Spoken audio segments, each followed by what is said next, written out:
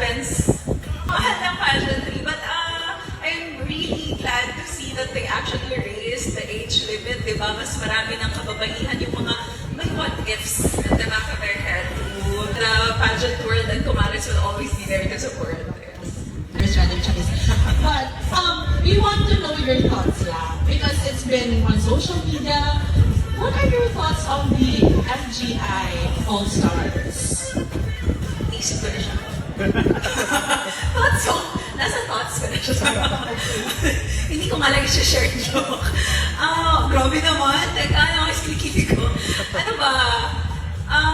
Graduate na siguro. Auntie na ako. Ano ba yan? Bakit yung may isip na kailangan ko sumali?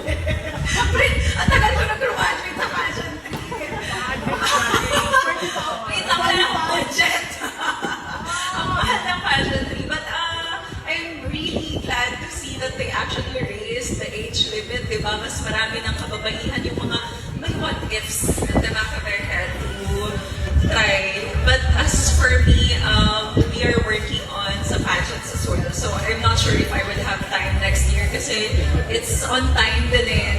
Early next year din namin work on yung Mr. Grand International that I'm a part of. So I am not sure actually kung kaya ko pa bang magmanananggal na tingin yung mga taon ko sa mga iba't ibang schedule sa buhay natin. But whatever happens, I don't know. I know that the pageant world and Kumaris will always be there to support. I'm sure they're gonna support you either way. Or at least also. That's all the questions that we have for now, and I know a lot of our guests here are excited to meet you. So now, for all of those na gusto magpa-picture, ma-meet and mag-greet si Miss MJ, you may line up here.